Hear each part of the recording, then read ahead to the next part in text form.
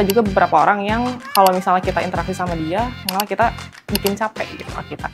Kenalin, ini Syafira dengan materinya capek.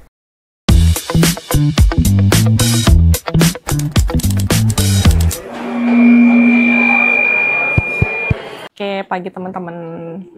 Di pagi yang cerah ini, setelah semalam kita tidur, entah cukup atau enggak,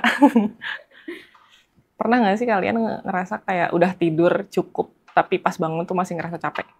Pernah kan? Karena aku lagi ngalamin itu sih. Kayak semalam tidur, ya termasuk cukup sih, cuma pas bangun-bangun kayak masih capek. Masih pengen leha-leha. Jadi berakhir ke kantor tadi rada telat ya. Nah. Kali ini aku mau bahas tentang capek. Pasti kita semua pernah ngalamin kan ya, yang namanya burnout. Mungkin capek hati, lemes, nggak ada energi, terus susah fokus. Terus hidup tuh ngerasa gitu-gitu aja, stagnan. Sama nggak ada ide, nggak ada motivasi, nggak ada inspirasi. Dari capek ini ternyata akarnya tuh banyak gitu ya. Nah, sebelum kita jadi zombie, kita tuh butuh istirahat. Cuma istirahat tuh nggak cuma sekedar tidur aja gitu. Ada beberapa jenis istirahat ternyata. Jadi nggak cukup dengan tidur atau leleh aja. Jadi dari 7 jenis istirahat itu yang pertama ada sensory rest. Nah, dari sekarang mungkin teman-teman dengar aku presentasi di depan bisa sambil rasain gitu ya. Seluruh panca indera yang kita tuh dapat stimulasi dari mana aja sih, kayak dari pancaran sinar matahari dari luar, terus suara-suara ini nih yang mentok-mentok di background gitu kan. Suara atap juga, suara meongan Vigo atau suara bau pipis Vigo gitu kan. Nah, itu tuh bisa jadi penyebab dari overstimulation. Yang itu tuh bisa berujung jadi kita tuh gampang sensian atau gampang marah sama gampang nangis mungkin kalau misalnya yang oversensitif. Nah, dari sensory rest itu dari segala hal stimulasi yang kita dapat dari luar gitu ya, kita tuh bisa istirahat sejenak dengan cara unplug atau rehat semua, entah pejamkan mata, terus tarik nafas, atur nafas. Terus yang kedua itu bisa dengan kita tuh keluar atau berjemur gitu. Kalau misalnya istilah dari orang-orang yang suka game gitu ya, touching some grass. Nah, yang terakhir itu take a breath atau fokus ke sensori yang bisa kita bikin relax. Contohnya kayak masing-masing kan beda ya cara buat bikin relax. Kalau aku biasanya dengan mandi air panas juga cukup gitu. Nah, itu tuh bisa jadi cara buat kita rehat secara sensori. Nah, yang kedua ini ada social rest atau istirahat secara sosial. Tapi bukan berarti menarik diri juga gitu ya. Jadi tuh ada yang bilang some people are energizing and some people are draining. Jadi ada beberapa orang yang emang kalau misalnya kita interaksi sama mereka gitu ya, mereka tuh bisa ngasih semangat atau energi positif gitu ke kita. Cuma ada juga beberapa orang yang kalau misalnya kita interaksi sama dia, malah kita bikin capek gitu ke kitanya. Nah, karena emang pada dasarnya interaction itu dia terjadi energy exchange atau pertukaran energi. Jadi untuk meminimalisir hal yang bikin kita drain itu bisa dengan setting boundaries atau ya bahasanya lebih ke ini ya, tahu batasan masing-masing gitu. Nah, dari setting boundaries itu dibutuhkan sama orang yang punya human giver syndrome. Nah, ini tuh human giver syndrome itu ada beberapa cirinya. Jadi, yang pertama itu dari human giver syndrome ini ada orang yang gak enakan untuk bilang enggak. Jadi tuh semua orang harus kita ladenin, semua orang harus kita bantu, terus semua orang tuh harus kita iyain gitu ajakannya. Kayak misalnya sekadar nongkrong aja gitu, atau enggak kadang temen kan suka ngajak nih, nongkrong yuk weekend ini gitu. Padahal kita tuh lagi capek gitu kondisinya. Tapi karena kita nggak enak gitu buat bilang enggak, jadi ya padahal dengan kondisi kita capek itu, akhirnya kita tetap eh, nongkrong gitu pada weekend itu, di mana nanti bisa berimbas ya kita makin capek gitu pada akhirnya. Terus yang kedua itu dari human giver syndrome ini, dia tuh ngerasa kalau misalnya dia tuh belum berguna buat sekitarnya, kalau misalnya dia nggak bisa ngasih manfaat.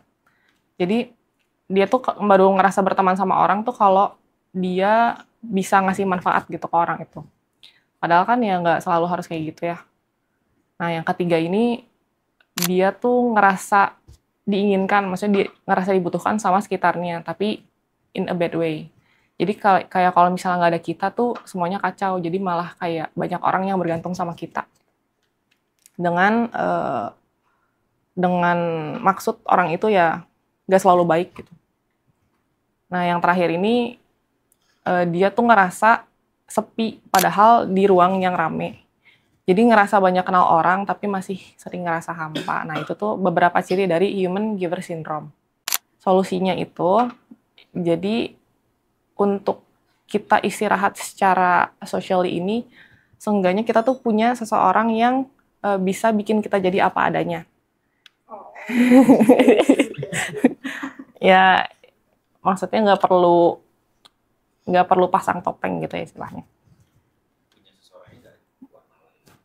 Enggak. Orangnya nggak dimasukin di sini. Atau sekadar bisa ngakak bareng juga, itu tuh udah bisa nge-heal kita gitu secara socially. Nah, yang selanjutnya itu ada physical rest. Kalau ini simple sih sebetulnya. Sekedar kena matahari pun ternyata punya benefit yang banyak gitu ya. Aku juga ngerasain kayak, kalau misalnya aku sarapan kan kadang suka di depan tuh sambil berjemur, nah itu bikin badan yang tadinya kayak dingin itu jadi enakan gitu ke badan. Terus mungkin sebulan sekali bisa pijit gitu kayak Amira. sebulan sekali pijit, nah itu bisa nge-heal juga. Terus gerakin badan, ya olahraga contohnya, atau enggak sekedar jalan, sama punya jam istirahat teratur. Nah, yang paling penting itu kita harus punya tidur yang berkualitas. Kalau misalnya mau istirahat secara physically ini. Nah, selanjutnya itu ada spiritual rest. Pada dasarnya itu manusia pengen ngerasa berkontribusi gitu ya untuk sekitarnya, atau ya sekedar buat nge-fulfill dirinya sendiri, buat punya arti buat orang lain. Jadi dengan kita lelah secara spiritual ini, lama-lama bisa bikin kita jadi mati rasa atau numb. Jadi biar nggak numb ini, kita bisa perbaiki hubungan secara horizontal. Nah, itu tadi. Jadi kita bisa reconnect sama orang-orang yang emang nge-recharge kita. Terus atau kita tuh ngelakuin kegiatan volunteering ke organisasi sosial, terus atau sekadar ngobrol sama stranger pun itu bisa memperbaiki hubungan secara horizontal. Nah, yang kedua ini memperbaiki hubungan secara vertikal atau sama yang di atas. Connect lagi sama yang di atas. Nah, selanjutnya itu ada mental rest. Ini tuh jadi satu dari hal yang bikin kita benar-benar nguras mental gitu ya, kadang dari diri kita sendiri, yaitu overthinking.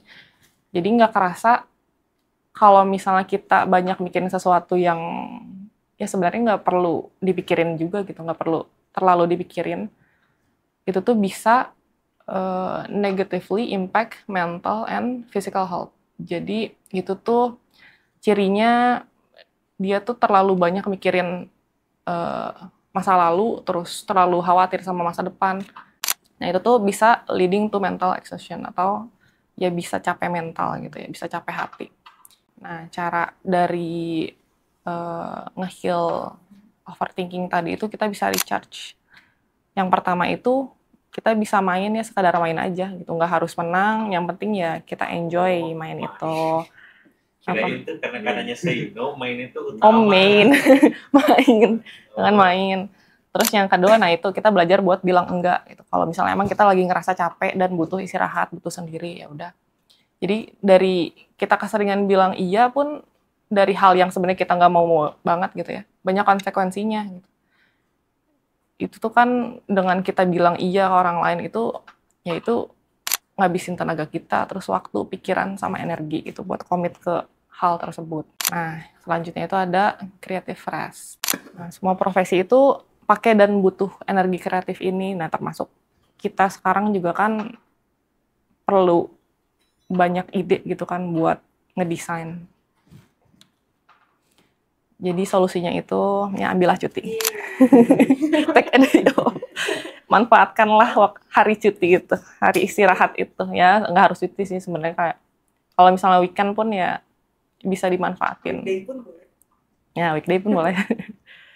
Dengan istirahat total gitu dari semua hal yang emang lagi bikin kita capek.